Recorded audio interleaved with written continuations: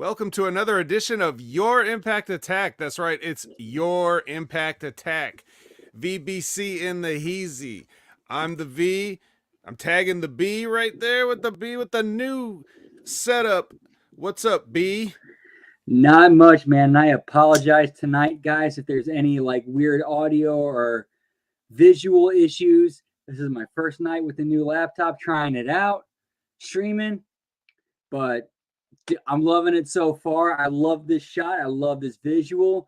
Hope everybody's having a great night. Whoop, whoop. All right. Let And me we turn got some more this. lights on. I'll be right back.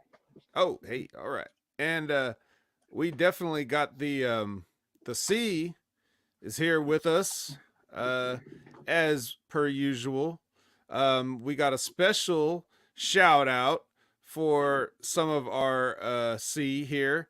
We got a birthday lady, or maybe even some birthday twins if another certain someone shows up. So we definitely have to say happy birthday to Lisbeth and Jerome Hall if he makes it in here with us tonight, which I'm sure that he will. Happy birthday. Thank you for being here. This is the best possible party that you could have. I mean, I don't know why we're being modest about it. This is the only place you could possibly celebrate. But Brandon, who the hell else is joining us on this Monday evening? Well, first, before we talk about who we got with us, big birthday shout outs to Lisbeth and Jay Hall. Whoop, whoop. Much love to you guys. Much appreciated. Love y'all. Hope you're having a great birthday. And tonight we got Lab Rat. We got Chris Winland. We got the aforementioned Lisbeth. Rocket Retro Rocket Review. I'm sorry. It's been a night. And Media M5. Hope everybody's having a great night and a great start to the week. Whoop, whoop. All right. Don't forget Harvey now. Harvey Uchida. Javi Uchida. That's right. That's what's up.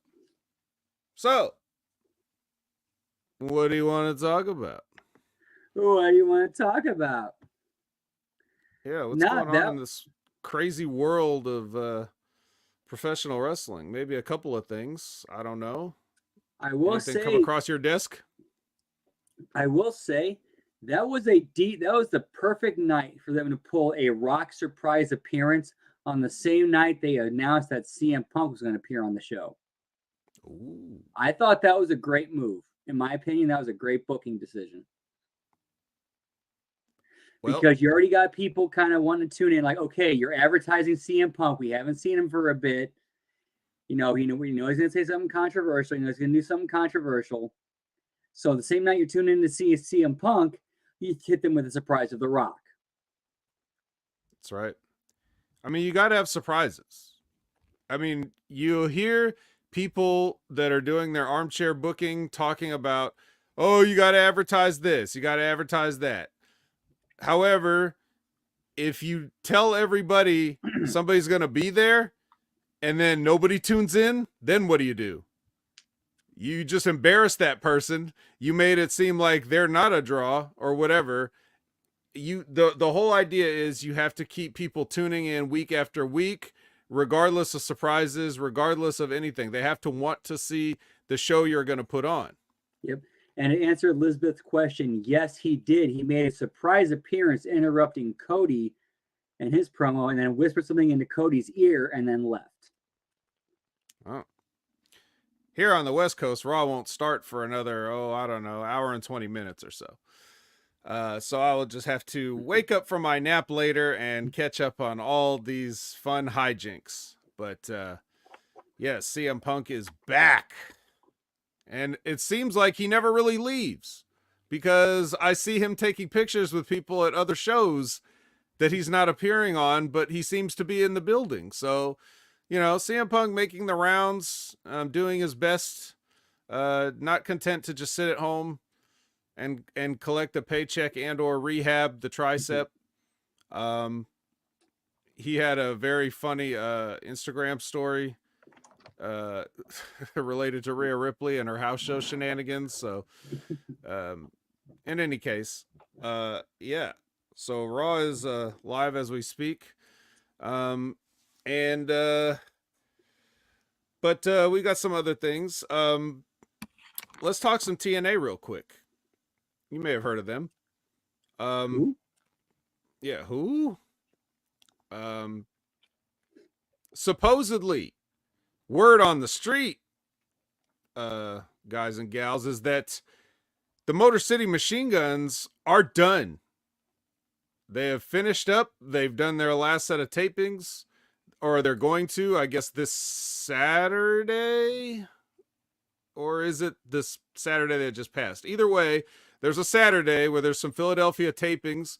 I'm sure they're taping in Philadelphia to, so that they can roll their content out for WrestleMania weekend and everything and say that they're in Philadelphia too, even though they'll be long gone from there.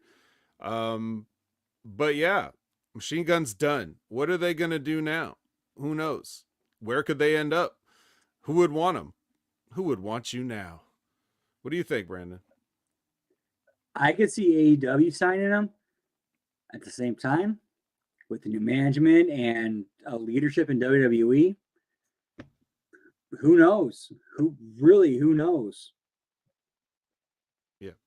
I forgot that like a few years ago in the Dusty Rhodes Tag Team Classic that Alex Shelley and Kushida were in the NXT tournament. I forgot all about that.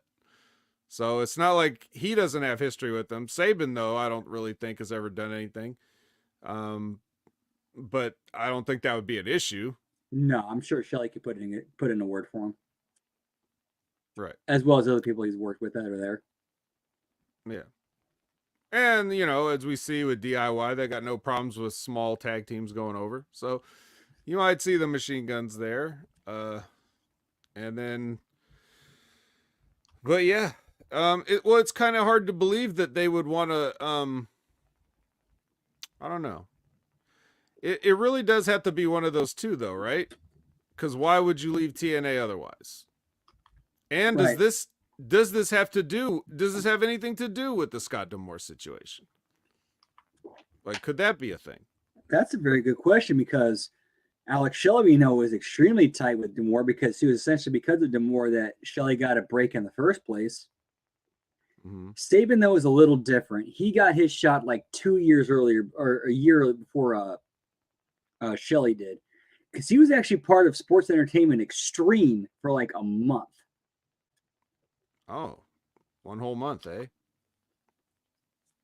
Well, in fact, his first X Division title run was the night he joined Sports Entertainment Extreme.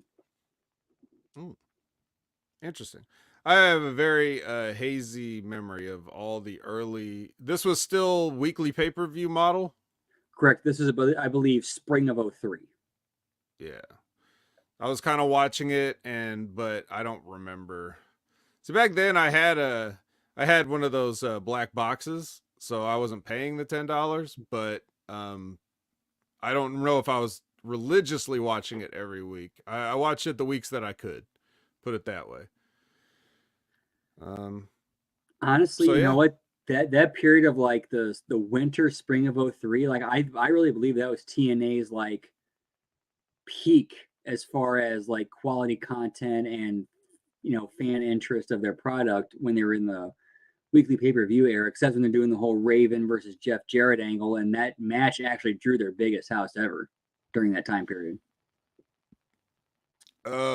In which time period was it where there was a midget beating it off in a trash can? I think that was like 10 months earlier. Okay. So they did peak after that. Got it. Just wanted to clarify that. Okay. Yeah, I remember like watching that the show where that match was on. Like that house was packed, and then I listened to Jarrett's podcast where he said they turned like 1,000, 2,000 people away. Like we don't got room. Interesting. Also, probably I mean, yeah, inflated. I don't think. I mean, it's a wrestling business. Like, yeah. How do you know? Yeah, I'm sure there was some sort of a fluctuation between 1,000 people that you had to turn away. You couldn't tell how many thousands of people it was.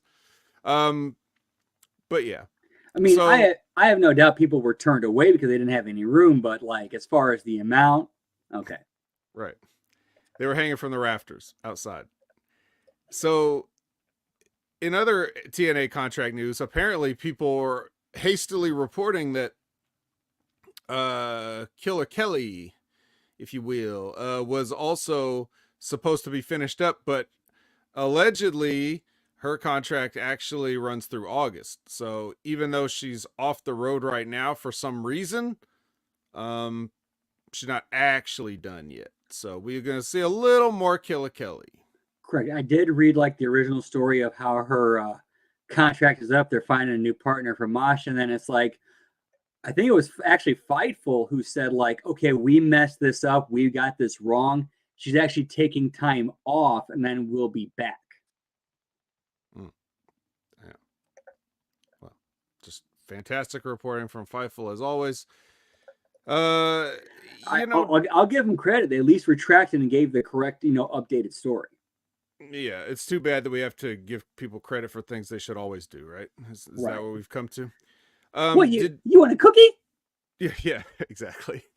Exactly. But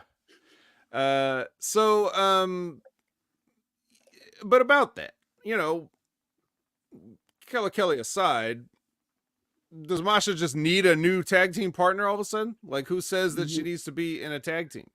Yeah, why can't she just say, fuck this, I'm gonna go back to being like the mean bitch that I was and just start killing people? Yeah. Well, I don't know. Time will tell, I guess. But she's got other stuff that she's got going on, like that match with Shayna Baszler at Bloodsport. So look forward to that. I apologize for delaying in response to that response to your tweet to mine. But like, yeah, I legit had no idea Masha could actually cut a promo in perfect English, no accent. Like, bruh, she can do it all. She really can. I'm just saying, I think that's kind of what she's too good. WWE needs women. I think women that know what they're doing, that is. And I think she just needs, they need to snatch her up if they're serious about this whole, women's division thing. If WWE signed Masha Slamovich, book her exactly like TNA did for like the first, run of like what they did with her. Just through people. Yep. Yeah, even if you didn't do exactly that, like just having her just show up and get on a streak, whether it doesn't have to be 5-second wins, but it could be, just showcase her properly and you can do a lot. I mean, she's too good. And we need to get her the fuck out of GCW going through light tubes and stuff with a bunch of fucking backyard wrestlers. That's another thing we need to do. We need to save her from herself. So I will say though, air horn guy at the GCW shows, he's over with me. Air horn guy? Okay. Air horn guy, yep. Should he get signed by WWE also? Oh no, but he should get at least free tickets. Yeah. All right. Well, that's fair. So that's pretty much, that's sort of like the TNA news. I don't know if there's anything else like super major that's happening, but maybe you saw something if you'd like to talk about that. Man, the only like major wrestling news I saw was the excerpts from Ronda Rousey's book that got released, talking about her time and her feelings towards her time in WWE and towards certain executives and people in management. Mm-hmm. Well, you're right there with me because I was thinking about that, but then I was just like, well, I don't know if I need to talk about that. I'll leave that up to Brandon or the chat or anybody else that wants to bring it up. But you brought it up. Now the white van, rickety, rusty white van with no windows. It's the best kind. And free candy painted on the side. Yes. I don't know if she's gonna fall for that, but she is quite young, so you never know. There's Yeah, there's an interview from Cage Side Seats, that's much more interesting than the book excerpts, because the book excerpts, as Jimmy was pointing out on the episode of The Wreckage that we recorded on Sunday, he was trying to read the book excerpts, and I just was like, this is just the ghostwriter filling the people in who don't watch wrestling on what the WWE is and who the people are. Like, it's clearly nothing she's ever said in her life. So I skipped past all that, but the comments that she made with the Cage Side Seats interview, if I could pull that up real quick here. But those were like, that's just her like speaking at an interview. It's not like a written deal. So that's much more. And I was interested because I was like, I bet if I go down to the Wrestling Inc. comments, I bet there's going to be a bunch of marks trying to talk shit about Ronda Rousey. And sure enough, I was never disappointed by a comment section. But like just your typical wrestling mark these days is a never-ending source of entertainment and content. right. Like she's in there talking about real I keep wanting to say it. It's just terrible word choice, She's in there talking about real situations and stuff and backstage things that the fans would never understand. And these idiots are sitting there talking about she sucks, she can't wrestle. Like, first of all, yeah, like the fake shit you see on TV is way more important than the real shit going on when the cameras are off. Yeah, buddy. Right. Okay, so they asked her to elaborate on the issues. This is what she says. Quote, everything just being beholden to this near 80-year-old man who has 5 or 6 episodes of behind the, this word is redacted, I don't know what it is, behind the bullshit, behind the bitches. I can't tell. They've blanked it out. But anyway, is not a very good business model. I'd have to guess the word that got bleeped out either starts with R or F and is anywhere from 6 to 8 letters long. It starts with a B and ends with the S. I don't know what this could have been though. Let me see. 1, 2, 3, 4, 5, 6 asterisks. I don't know. It doesn't matter. Whatever she said, she's saying the main point, I'll just cut that part out. Everything just being beholden to this near 80-year-old man is not a very good business model. Gee, who does that sound like that's been saying that on podcasts for the past several years, way before any of this stuff happened? Oh, hello. Sean Sapp? Not quite. Yada, yada, yada. Oh, she said okay, this is the, who wrote this shit? Sam Palmer? All right, this is Sam Palmer saying, she added that while stories revolving around things like the bloodline were planned well in advance, no one would talk to her until she got to whatever arena they were performing at that day. Rousey felt she could put on a good show with enough preparation, as shown in her debut at WrestleMania 34. Rousey also explained that a big part of her decision to leave was that she didn't want to act out fantasies for, as she calls it, quote, a fucking sicko in the back. So yeah, there was a comment she made earlier about how she felt like she was starting, like towards the end, like she was doing custom matches for Vince. I bet so. And then commenting on the period of time where he was supposed, after the retirement tweet, she says, he was never gone while I was there. He was just phoning it in through Bruce Pritchard.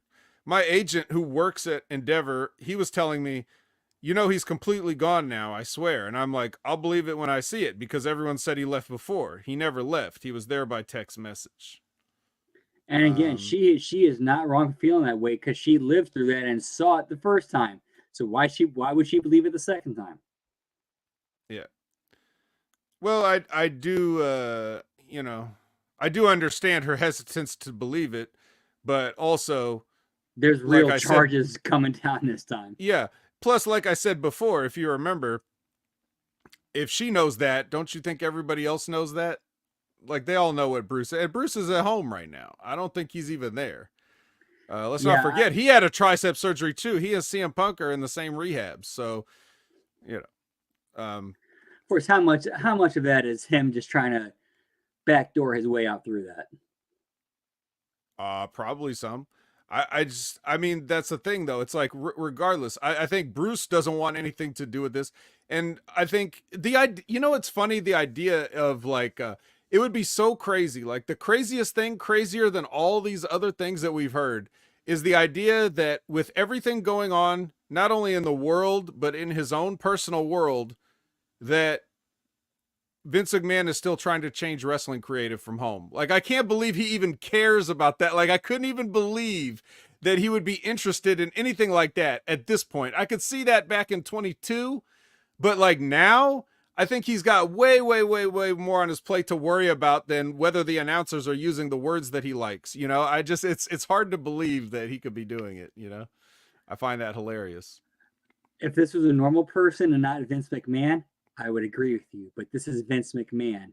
He is the most petty, vindictive motherfucker you could ever meet. I could easily see him wanting to exact his influence in any way he can just to go, hey, fuck you, you ain't gonna put me down. And he'll do that by saying, we can't say the word belt. That's how he'll do it. Again, with the situation he's in, I could see him trying to exact that influence any way that he can, even if it's through the announcing. Well, good luck with that. That's the equivalent of like selling your house and then coming back in and giving interior decorating tips. I don't think the new owners are going to listen. Have you heard of squatters laws and rights? I don't think it applies. The other quote she has is, she says that she had a long talk with Triple H. She said, quote, I had a long sit down with Triple H and I was like, I can't be associated with mediocrity. And that's what they seemed to be happy with at the time. And I hope that is different now, but I can't say that I've ever experienced it any other way. And then go ahead, comment on that. And Triple H is somebody I could see who could recognize and see the problems.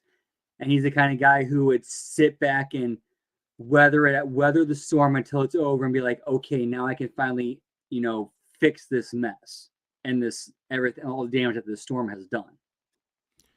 Well, she goes on to say, I'm so glad that it's getting turned around. Triple H has been great towards the women in the company and really believing in us. He's the whole reason that I was there, because he believed in me. I really wish that my last run was under Triple H running things and Vince being gone. So that's her quote on that aspect of it. Of course, because this is an interview, they're going to cut this up and keep making articles out of it on Wrestling Inc. and probably many other websites. So let's go to another one, since we're on the topic. Ronda Rousey shares disappointment with WrestleMania 35 main event. This is still Sam Palmer, so at least only one guy had to listen to this. Let's see. Talking about her WrestleMania match, that triple threat match, she says, it was an amazing moment, but I also felt kind of like disappointed because I felt like it could have been so much more, and it was kind of just rushed and slapped together. I feel like it could have been one of the greatest matches that ever happened, and it just ended up being good enough. I think one thing that I learned with it is that progress is something that needs to be maintained, not something like, oh, the women were the main of WrestleMania. Okay, we're equal now. We're done. Yeah, no, that's not how it works. And it actually regressed after that because I feel like people kind of relaxed on the issue. Wow, get out of my head, Ronda Rousey. It's almost like I've been saying all this stuff, or feeling all this stuff if I haven't been saying it. But she's right. I mean, everything she said it lines up with the way I've perceived things since those times. I felt like that main event should have been bigger. I felt like it was slapped together. There was a lot of issues I had with that, and yes, it didn't really do much after that. So right, like you had that whole finish of Ronda having her shoulder up, and that was never followed up. Never. Yeah. Like you had a finish that could have done business for an entire year leading up to the next WrestleMania that was never followed up on.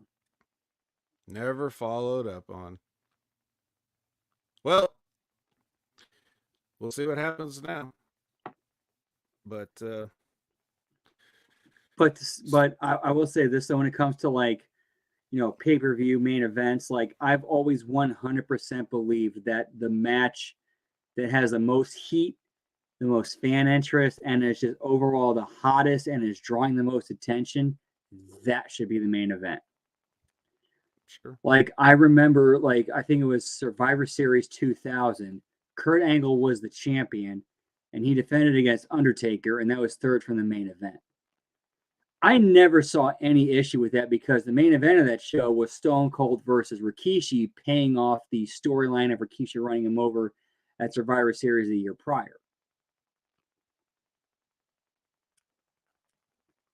Well, so you had all that. So this was basically a story and heat payoff that very clearly eclipsed what was going on with the world title. So there was really no issue with that.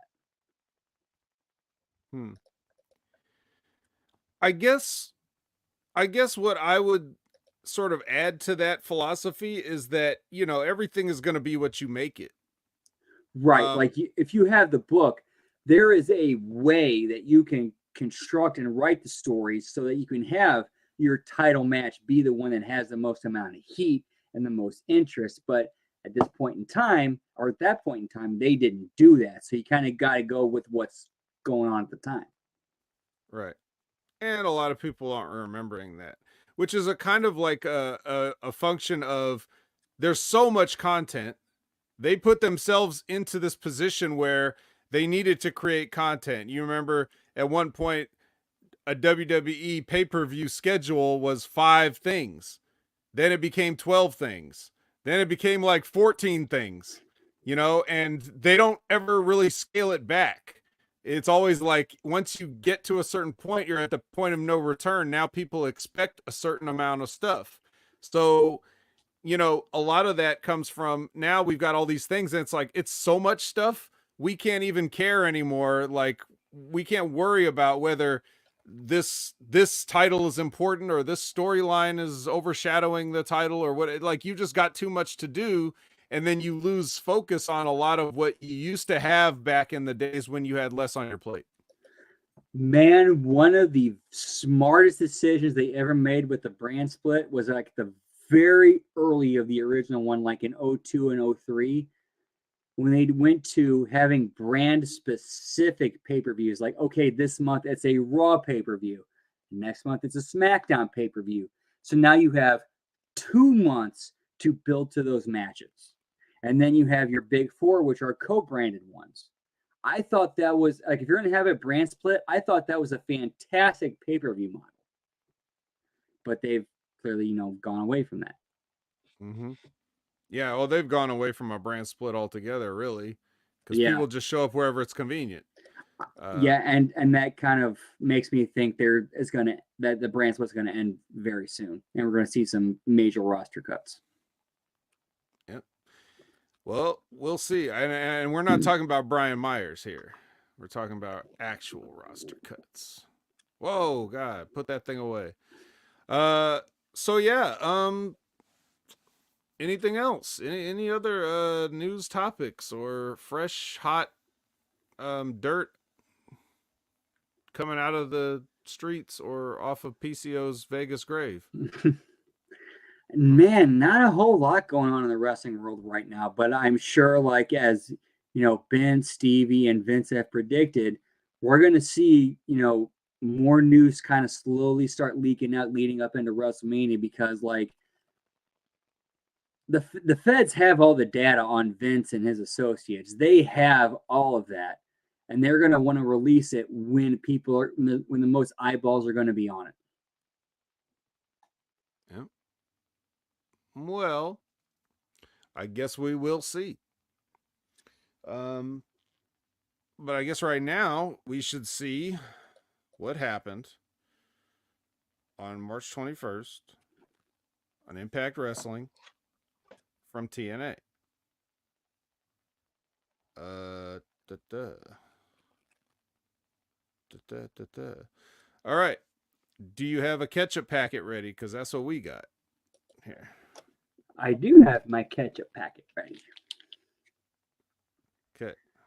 And I Sell do that to a woman in white gloves. And I do apologize. There will be no punching up this week, but I will have it posted on Substack before the next Impact drops on Thursday. Okay. All right, so we're gonna start with your X Division champion Mustafa Ali. He's coming out. He's gonna join the desk for commentary for a big schmoz match. And you know what? I'm going to give Ali all the credit in the world. He is going all in with this character and gimmick. He is giving it everything he's got, and all credit due to him for it. All right. So he's going to comment on Leon Slater. Remember him? Remember Leon Slater? And for the record, this match is referred to as the X Division Referendum. Great. So we got Leon Slater versus Chris Bay versus Alan Angels versus Jason Hotch versus Kevin Knight versus Jake something.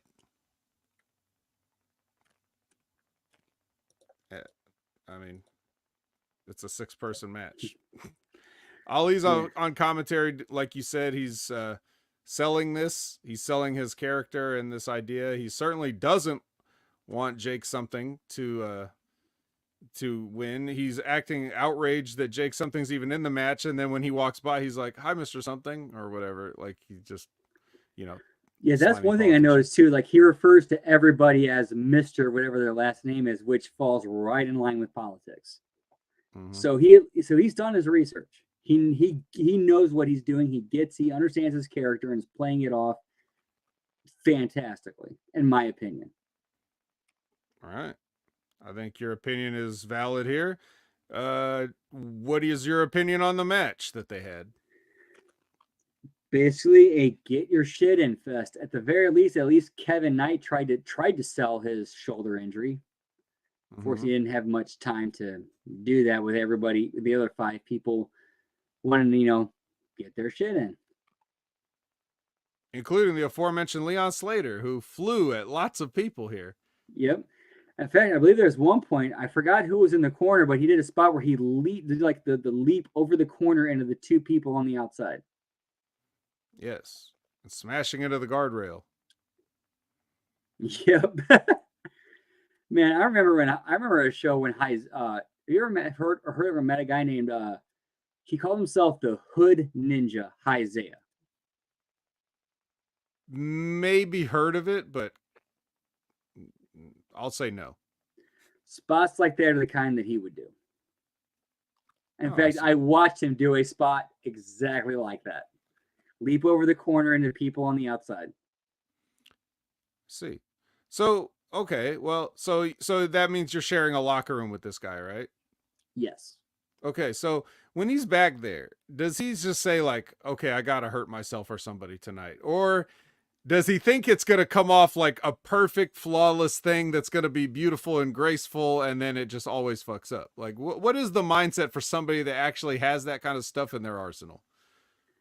I did not hear this particular exchange, but from what I have, my encounters with him, I would have to believe it's the latter, where he really believed it was going to come off great and look fantastic, and would get business done, and would be great, but yeah, just fell short. Well, maybe next time. Or the next 100 times, or whenever. How's he doing these days? Still walking? Man, honestly, I wish I could talk to that dude because he was super cool. Yeah. All right. Well, these guys can jump over all kinds of ropes and smash into all kinds of guardrails they want, but in the end, it's going to be the big guy, Jake something, sending Jason Hotch into the void. So at least they got the right person to take the pin here. And this is Ali's worst nightmare coming true. Yeah, and I completely agree with that because they kind of had the story going in of where Jason Hotch was there to kind of prevent everybody else from winning. So him taking the pin, I thought was perfect. It was the way they should have went down. That's right. Poetic justice as well as good booking. All right. Any final thoughts on this segment? Man, there was so much they could. There was a lot they could have accomplished in this, but it just again turned into, all right, got to get my shit in and screw whatever business we can make out of this. Aside from what they did with Jake something and the Good Hands. How hard is it to do multiple business in a kind of a thing like this, where you're basically putting out a spectacle match for everybody, and it's like the way I would guess they do it is it's like, okay, we've got these guys, we're doing this match. The only thing that really matters is the finish and where we're going after that. So that's the only thing people need. Or do you want to try to do other things and then it maybe sort of like takes the focus off of what you want? If you have at least 5 guys in the match, why not? Why not give the other guys, if they're not involved in the finish, something that they can build off of? Why would you not do that? Do you think that Leon Slater acquitted himself well enough that he kind of came off the way you're describing, where it's like, yeah, he didn't win, but he got the shine, let's say, of the match? I'll definitely agree with that. He made himself known during that. Absolutely. Okay, because they were saying they hadn't seen him since November, and I forgot even about that. Like, I completely forgot about this dude. I remember them signing him. I remember him cutting the one promo, and then he was in a match probably just like this at whatever that November show was, and then we haven't seen him since. So I don't know if he's trying to get his visa issues cleared up or whatever, but Like, he's here now, I guess. yeah, I'll say, like, I don't like, I'll go back to something that Al Snow even said, like, I don't care what it is that you do, but you have to have a psychological and logical reason for why you're doing it. Well, I mean, his reason was he saw two guys standing outside, so you just have to leap over the corner at him. I mean, you have to. There's no other way to deal with a situation like that. Or it could just be a 6-man match where it's every man for himself, and like, oh, those two are on the outside, they're probably going to fight each other, so I can focus on what's going on in the ring where the match is actually won. Yeah. Well, we got a nice comment from Retro Rocket View. Says Impact Attack makes the TNA show more interesting than watching it. These days, to me anyways, it seems a lot of Impact monotones a lot like AM radio compared to FM radio. I go through it quick. Well, thank you, Mr. Spaceman. That's a very high compliment, because that's his, I don't know about Brandon, but I assume that's his goal as well as mine, because I know this shit is not exciting. I'm trying to make it interesting. We're trying to talk about this in a way that can at least get you another layer of enjoyment out of it. That's always my goal with these shows. So I guess that means it's working. With you on that, man. If we can make your enjoyment of Impact even better, or give you like, or make Impact more enjoyable, hey, we did our job. That's right. All right. So speaking of doing their job, Dango is trying to lay down the law with his team in some gazebo freezing outside. Again, like many of these skits with Dango, like trying to recap them, I know it's running counter to what we just were talking about, but trying to recap them, I can't do it justice. You just have to, it's Dango that makes this stuff. So whether the material's not that good or whether the material is good, it's only gonna, it relies on him heavily to make it. But generally in this thing, he's trying to read these guys the riot act. Of course, Bravo's gonna sit there and take it, but Prudius is not. He's gonna walk out. So yeah, because Prudius knows he can beat the shit out of Dango if it actually came to it. right, which also makes you question, why is he associated with them in the first place? Right. What bill of goods did Dango sell Prudius to get him to be on his side? Yeah, I guess we'll just have to wait and see. Now, intrepid roving reporter Gia is looking for, well, I don't know what she's looking for, but she finds AJ and Rich. And again, like, this is like the type of production that makes the things make sense. Like, why would they all of a sudden just happen to walk in on AJ Francis and Rich Swann? Because like Gia knows they're over there. Hey, let's go see what they're doing and just put it out there.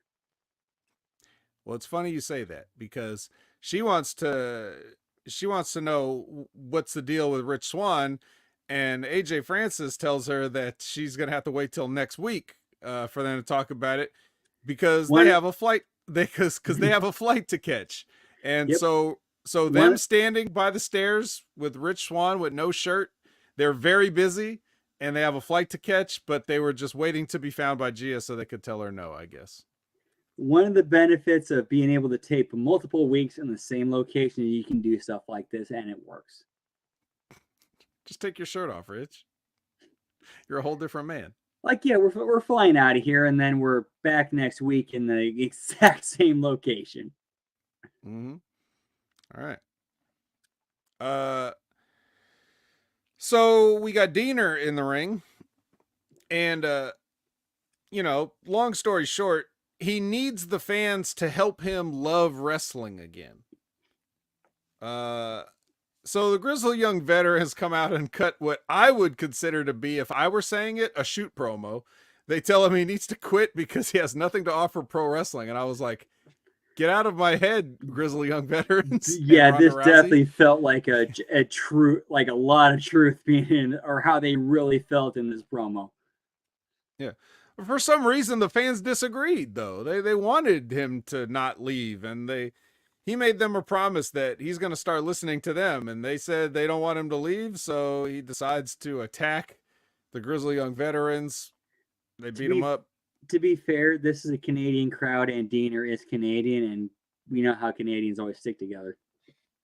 Yeah, stupid Canadians. Sorry to any Canadians. Yeah, so anyway, the time splitters run out, and then it turns into the scheduled match.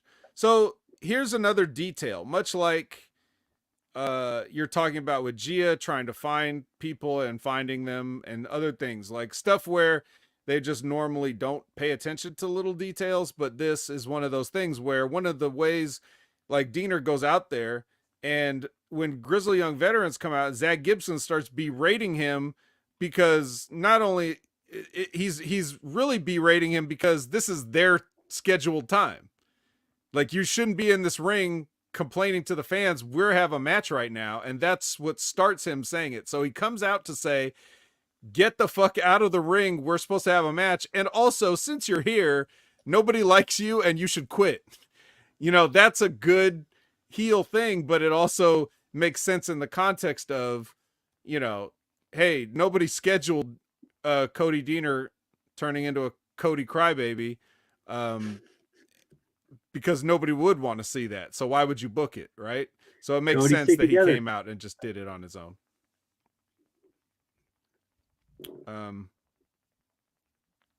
So yeah. So the Time Splitters have a match with the Grizzly Young Veterans here. Would you care to offer your thoughts on this? I 100% hated this. I thought this was the wrong business. We know Motor City Machine Guns are leaving. Why are they going over on their way out? This should have been Grizzly Young Vets going over with tension between Shelley and Kushida, which would build to Shelley putting Kushida over on his way out, in my opinion.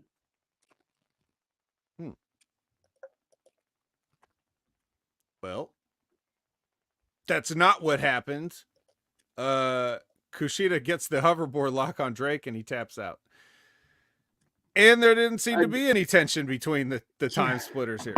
Yeah, like you didn't get any business done and you basically bitched out your top heel tag team. Aside from the system. Matter of fact, has Grizzly Young Veterans won an important match? They have not. No. This would have benefited them so much. Like, Grizzly Young Vets would have gotten so much more out of this victory than Kushida and Shelley would have. I don't get this booking at all. No. And there's Jerome Hall. We've already wished you a happy birthday, so you'll have to go back and listen to the beginning. But Happy birthday to Jay Hall. Whoop, whoop. Happy birthday to Jay Hall. Whoop, whoop. I ain't saying it again. I said it once. Maybe I'll put a birthday cake in the chat.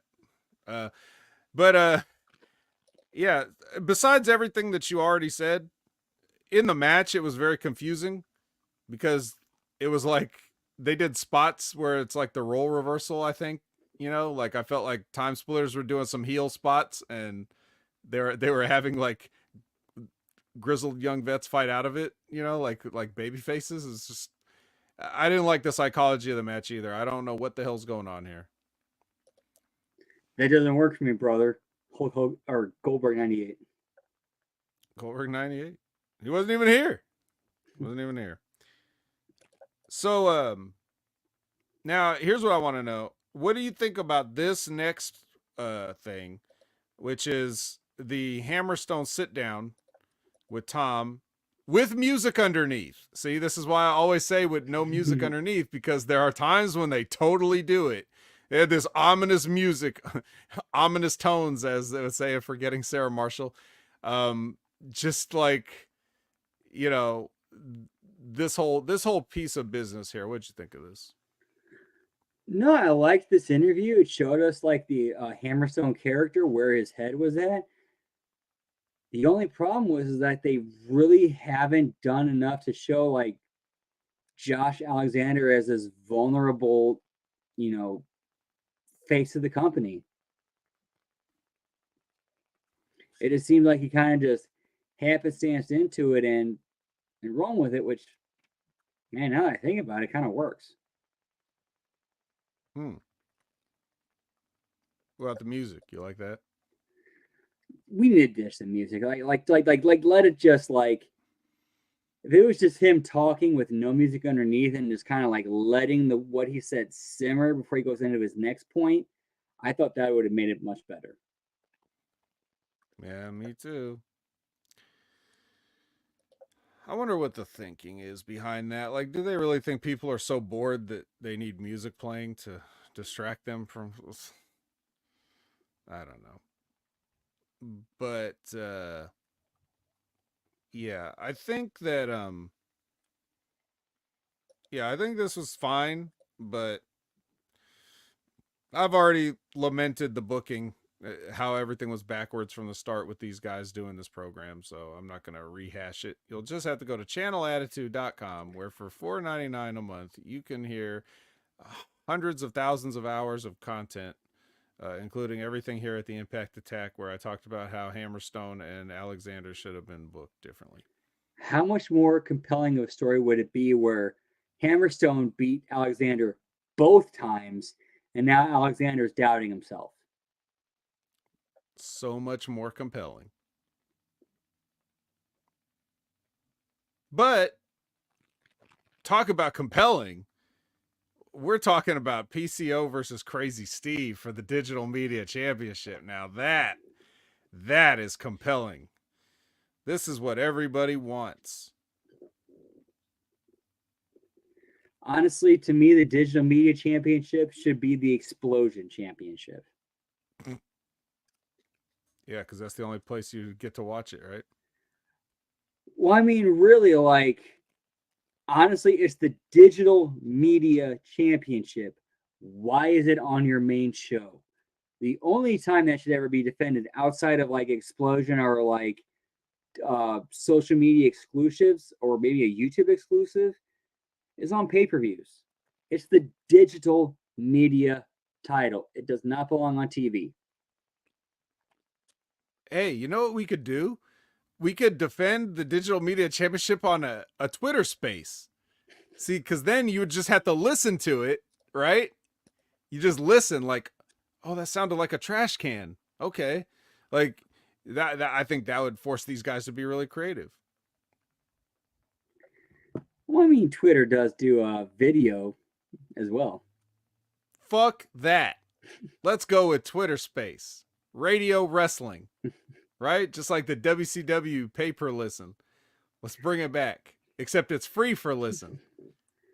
I mean, I'm sorry. If you're going to name a title off of like social media, YouTube, non-televised, views, well, then it should be restricted to that, in my opinion. To be fair, I don't really follow a lot of people on that from this company or any of this company's accounts. So I couldn't even tell you if they did do something like they cut up clips of this and put it in Instagram stories or something on Crazy Steve's account. I wouldn't know. Uh, but if they're not doing things like that, then I don't understand. So, I but don't anyway, either. Like the idea, I get the idea behind the title and what they're doing, but I don't think they're doing anywhere near enough to get that over. Nowhere near enough. no, they don't. Well, most people just come up with the idea and then they don't really. They just immediately fall back into laziness and tropes. It's like this is supposed to be the television championship. We don't really do television anymore, so we're doing digital media. Like However, we're still this should be the evolution of the TV title, but they're dropping the ball so hard on it. well, can you blame them? I mean, evolution is a mystery. Uh so Khan walks out during this and he's got like the usual junk, a trash can, a chain, a folding chair. Uh, Inside the trash can is a floor hockey stick. Not even a real hockey stick, a floor hockey stick. Some of you at home may be wondering what is a floor hockey stick? It's I like would a like to. plastic hockey stick that you use to play indoor hockey and in high school physical education. I'm sorry, I want to interject here with some of the comments that are being made. There was actually a WCW wrestling show that was uh, not televised; it was radio only, and I thought it went over really well. The thing is, you got to do it right. You got to do it right. It could be like War of the Worlds. You would never even know if a wrestling match was happening or not. Dude, War of the Worlds got people shooting at their own town's water towers, bro. That should have somebody should have brought a water tower to this digital media championship match, but instead, Dude, dude, if somebody brought, like, if there's a water tower involved, that would be in some angle with this title, that would be amazing.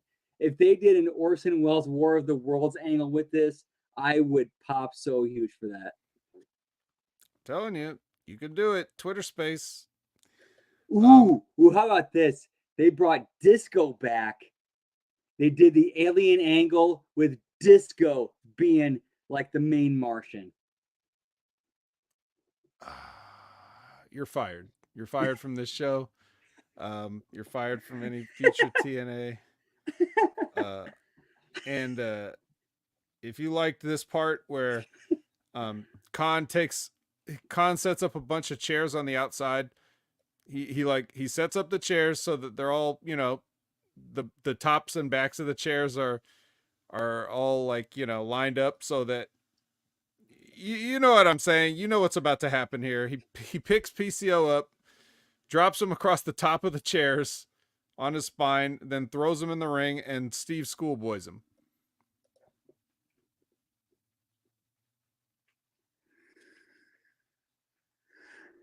Oh, this is so bad. What the fuck? What the? I think they might have it in their head that Steve is leaving when his contract expires. But fuck, bro. What the fuck? Why not actually make PCO look strong instead of having him need Crazy Steve to beat Steve Macklin? Or Steve Macklin needing Crazy Steve to beat him? What the fuck? I don't know. Let's just say that is their way of thinking that PCO looks strong. Like he's not going to take a finish, he's just going to get rolled up. Like that's their version of keeping PCO strong, which that's just lame. So, eh. Uh, Back to the stairwell, we have Decay. Um, they're saying creepy stuff, then MK Ultra just comes down the stairs. They just saunter on down the stairs like, hey, what are you guys doing here? Eventually it's sort of, they insinuate that perhaps Masha and Rosemary can have a match. It's not going to happen on this episode, but maybe someday in the future. Or at some point, during these tapings. Yes. Eric Young comes out on stage. He says, there's an old saying, watch what you wish for. Okay, Eric, that's not the saying, all right? That's not a saying. That's never been a saying. I believe the saying you're looking for is be careful what you wish for because you just might get it. But you can't watch what you're saying. You literally can't watch it. Words and breath are invisible unless, well, they were in Windsor, so it could have been cold. Maybe if they were out in a gazebo and he was saying this, he could have said, watch what you wish for, because then you could see the little puff of breath in front of you and you could watch it. But that is not the phrase. I'm pretty sure be careful what you wish for was also the tagline of a Goosebumps book. Ooh. Well, this is some R.L. Stine level writing here, because, yeah, Eric Young is basically just saying that because R.L. Stine at least knew how to pull off a swerve that made sense. I mean, what was it? What was that book with the werewolves? I forgot what it was called. I don't know. He wrote dozens of books. No, I remember it was the one where like the librarian or whatever was a werewolf, and no one believed like the main character, the girl main character. And then he came over to her parents' house, or came over to her house, and then her parents show that they're actually monsters and devour him. And she's like, whoa, what the fuck? Yeah, you're a monster too, just like us. I see. Well, I still forgot it. But this is basically, like I said, the level of that young adult. Well, that's not even young adult. Tween writing, where he says, hey, you're a Full Metal Rebel. Then how about we have a Full Metal Mayhem match at Rebellion? Okay, how about it? Another match with garbage in it. That's perfect for two, well, at least one Kowalski guy.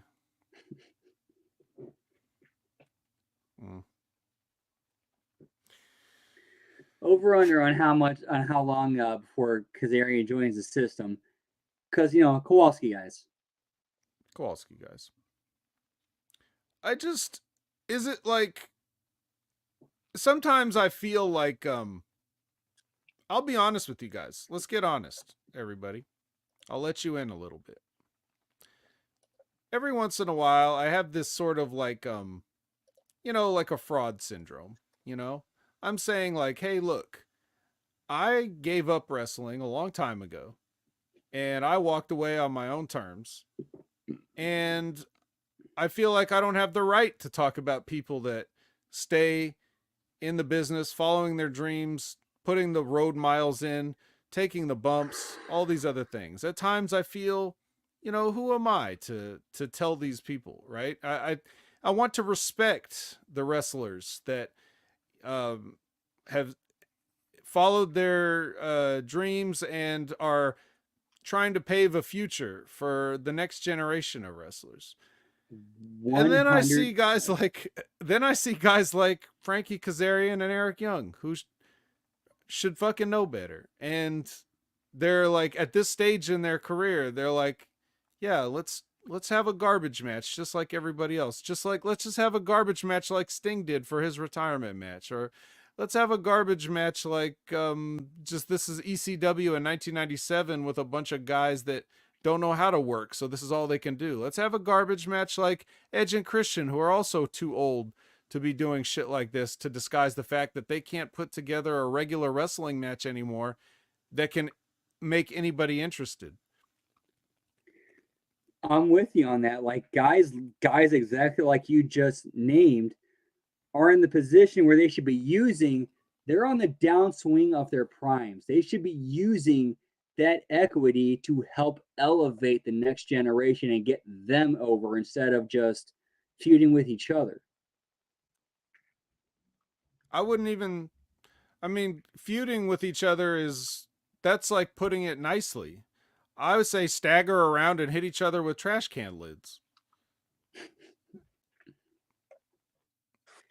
Is the art so far gone that this is all they have left?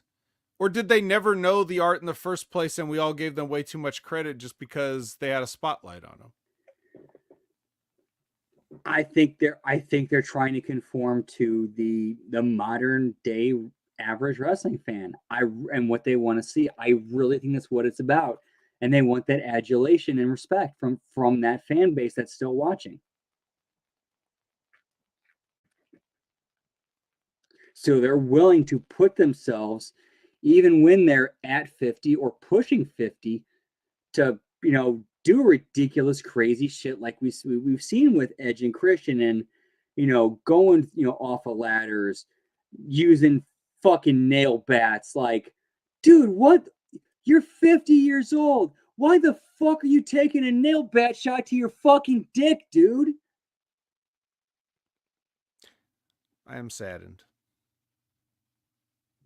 I would like to point out that I believe Luthez wrestled into his 70s, and I don't think he ever used a bat with nails in it. No, and I'm pretty sure, like, when he wrestled, the storyline and the logic behind it respected him and his legacy. Well, speaking of respecting legacy, Ash by Elegance is next. And she's having her third match. So this is a big moment. She's taking on Celazia Sparks, or however you say that. We've seen her before. She's the wrestler that has sort of a more of a bodybuilder physique than even Ash, who used to be a bodybuilder allegedly. And she also looks like half of her shorts forgot to join the party, which I'm not complaining. It goes as usual for an Ash by Elegance match. She starts doing stuff, and then the minute she's uncomfortable, she turns into a raging bitch and beats the shit out of the other person. Fantastic. My only issue with her is her strikes kind of remind me of Luger, where she doesn't really follow through with it. She just kind of hits and pulls back and doesn't make it look real. Like, it doesn't make it look like she's trying to hurt the person that she's in there with. Again, there's a difference between actually hurting the person you're in there with and making it look like you're hurting the person you're in there with. And it to me, it didn't feel like she was like the performance didn't feel believable. It felt like a Luger performance where it was like pulling back and being like over like the top of like, okay, I don't want to follow through and potentially hurt this person. Whereas if you're in the wrestling business, hey, you know what? Follow through with your shit, and if shit happens, I'll give you a receipt later. Oh, that's funny you say that, because I remember Athena getting dragged for doing exactly that. Just kind of funny how, not saying that you're a hypocrite, but the other people that talk like that, like if someone does what you describe, that's what happens to them. I don't really think that enters into Ash's mind or anything when she does. She's probably just not that good, but still, with all that in mind, this is the best she's ever been. So make of that what you will. Yeah, my whole mentality was like when I was in there, was like, make it look good, make it look real, and if it hurts, it hurts. And if I gotta give you a receipt, I'll give you a receipt. And if you gotta give me a receipt, give me a receipt. That's how that's the business. Yeah. Well, anyway, she decides that she wants to take things too far, so she starts to set up a chair. So she's going to do a swanton onto a chair onto Miss Sparks, which I fail to see how that would be good for your back to do that to somebody else. But luckily, Zaya Brookside comes out and stops it.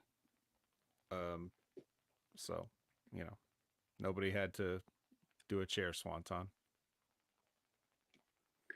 Goes back to something that Ben always said of how the threat of violence is just as important as the actual violence itself, where you can tease something very violent and dangerous is about to happen and then have it cut off, and it gets both people over or both sides over. Yep. That's a Rip Rogers classic, Threat of Violence. So next is the Wanted Man. So we know there's no threat of violence here. He's in the ring. He's doing a promo and everything. And I have to say, I was actually enjoying. Excuse me. I was actually enjoying ignoring this, but then the system came out, and so like I had to pay attention then. And they had their long slow entrance to the ring, and then Moose comes in and cuts like a 3-line promo and walks out. Dude, I think the entrance took much longer, but that's fine. You know what, though? Unless they edited this for TV, which they might have also. I don't know.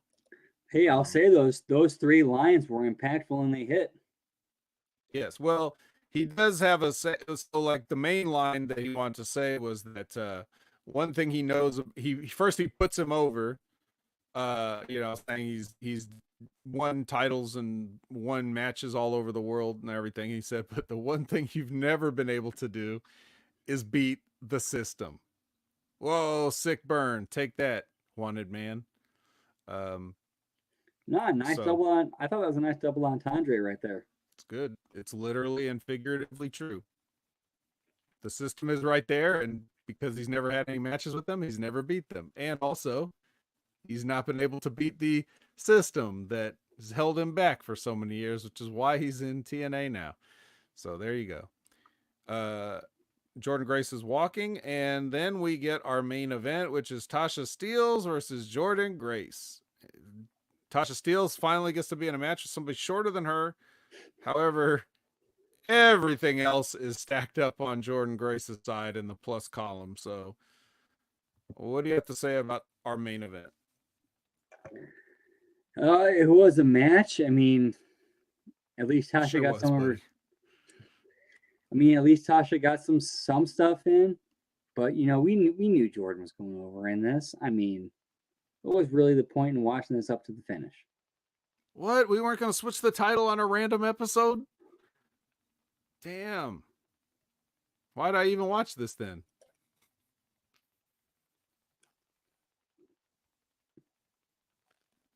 Nah, you're right. She didn't win. Nice try, Tasha. I mean, you could barely... You were struggling to beat Xia Brookside. Whatever made anybody think you had a shot in hell at this? That's part of where the booking of the past comes to haunt you later, where you probably weren't thinking about this match necessarily when you did all this. Or if you were, that shows that you're really bad at this. Because if you were thinking that having her do that job to Xia Brookside weeks and weeks ago was all leading to a title shot on television with Jordan Grace, then you fucked this up. So there you go. And if you just decided to go along with things week by week and fly by the seat of your pants, and then you just throw this match together, well, then this is where all of us remember, oh yeah, weren't you the person that couldn't beat Xia Brookside decisively enough? So no matter how you look at it, no good. No good, guys. Everyone deserves better than this.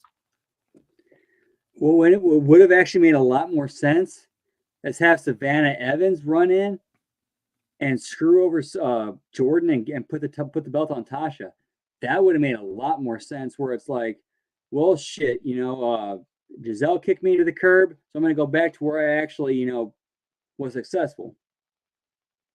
And to show my worth to that person, I'm going to give him the belt. Okay. That's something you could do. Here's what I would do. Since, I mean, I understand that I did walk away, and these guys are putting on the road miles and everything, and they care about the business and they have dreams, and the Kowalski guys and yada, yada, yada. But just humor me, everyone. How about this? If this is what you want to do, how about Tasha Steelz has a match with this newcomer Zaya Brookside, and she beats the shit out of her and pins her, and then afterwards she kind of embarrasses her, and then she walks out, and Zaya Brookside is like, "Why'd you have to go and do that? I want another shot." And Tasha gets another shot, and this time she beats her even worse, and this time she takes it a little bit too far, and then she starts pummeling her afterwards, even though she's clearly beaten. And then Jordan Grace comes out, and she's like, "What are you doing? Leave this kid alone.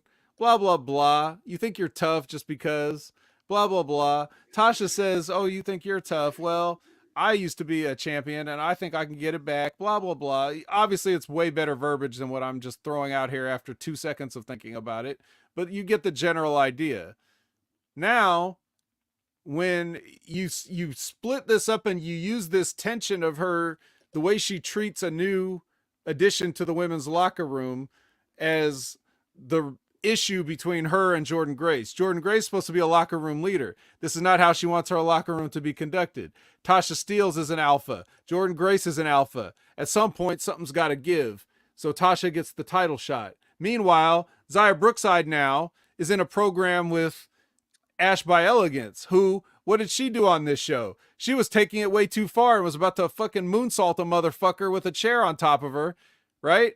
Or swanton or whatever. And then who comes out to stop it? Zaya Brookside. Well, it would make sense if Zaya Brookside wanted to stop somebody from taking it way too far, because her introduction to the company was somebody taking it way too far on her.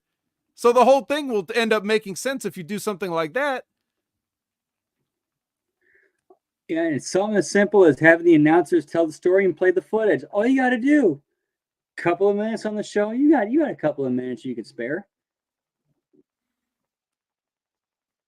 Nah, they don't have a couple minutes to spare. Well, there it is. And that's all the punching up you're going to get, because, as Brandon said, he still has yet to upload his new issue to Substack. So please look forward to that. And then hopefully we'll have another one for you next week. There's no pay-per-view or anything, is there, coming up? Now, the next pay-per-view is Rebellion on 4/20. That's like a whole month away. That's good. I like that. I don't have to save me 3 hours. So yeah.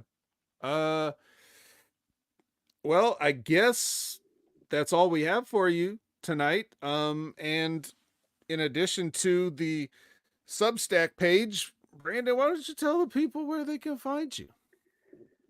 You can find me on Twitter, or as the kids call it this day, the X, at Transarchistia. I am also on, once I finally get everything up and running, the new laptop is up and running. I just got to get everything set up, ready to go, all of the artwork, designs, all of that shit ready to go. But I will be on Twitch at twitch.tv/Miss Tia the Transarchist. And of course, you can always find me on Substack at HMG Brandon. All right. You can find me at Opinion Haver on all your favorite social media platforms, or any platforms, including twitch.tv/Opinion Haver. You can also check me out every Wednesday morning at 8 a.m. Pacific, 11 a.m. Eastern. For the next level wrestling review of Big Ray Hernandez, and you want to tune in this week for a special guest. Then you've got on Sunday mornings after the Collision, we sit through the wreckage with Jimmy T talking about Collision. We didn't have a Collision episode this past Saturday night. There's a random BS in for the wreckage, because just because wrestling companies take a week off doesn't mean we do. I mean, you know that, Brady. We had to, how many recap shows did we get through content wise that we were just making piles of chicken salad. We were gallons and gallons of lemonade. Like, it was crazy. From Bound for Glory 2023, so the end is like the middle of October 2023 to the middle of January 2024. Wow. Just shameful on their part, and we will never stop. To be fair, we did get a Impact Wrestling Provincial or Impact Provincial Wrestling Federation show in the middle of that. That was unfair to me. But we will we'll continue to do such things. You'll also have wanted to check me out if in case you didn't see Light the Fuse. I made a special run-in Light the Fuse to help MSG and Dane review AEW Dynamite. And what else? What else is going on?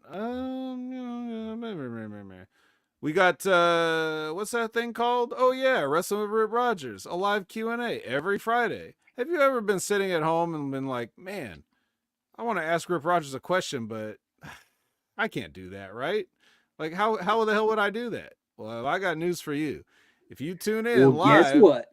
Yeah, on Friday, 8 a.m. Pacific, 11 a.m. Eastern, you can ask Rip Rogers a question. Sure enough, you can. And he might even answer it. And he might even give you an answer resembling something you wanted to know. It's amazing. You gotta check it out. It's great. And then you can hear a lot of where I learned some of my philosophies from. And of course, we can thank as they recently passed 10,000 subscribers. You can thank all the hard work at Lilas Studios. Von Lilas, former tag team partner of mine, former opponent of mine. He's over there and he's steering that ship, and it's just smooth sailing, clear waters ahead.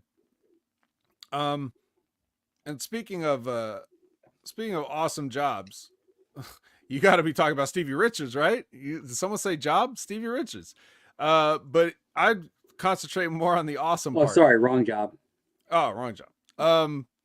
You got he's got so much stuff going on with his channels and everything. He's gearing up for his big WrestleMania 40 watch along. It's just a couple weeks out now, less than 2 weeks out. He's got comfortable chairs. He's hoping to not fall asleep in the chairs due to their comfort and the boringness of wrestling. So we'll see if he can do it. And that'll be a live watch along. And as more information is portioned out, we will let you know. But in the meantime, he's still got his fitness channel, and he's doing reviews of things, and he's giving you advice, like a video, something about before you do any calf raises, do this. So whatever that is, you better do it. I haven't watched the video yet, but I'm sure it's something you better do if you want to do calf raises. But then, yeah, so many different things, including the Big Fitness Show with Big Mike Behrens, which has its own YouTube channel. So many channels. Speaking of fitness, man, do you remember this one stretch, like before, like wrestling training, where they told you to? This is what was taught to me early on, was putting your foot against the post and then stretching your calf on that. I mean, I'm sure I saw some people doing that. Nobody made us say that. I didn't do any stretches. I just stumbled in there in my Zubaz with my fanny pack and a cigarette, and just took the bandana off and went to work. That's all I did. There wasn't no stretching. But so yeah. So I think that's gonna just about wrap it up. So for Brandon, I'm the vet, and I don't have a sign-off line.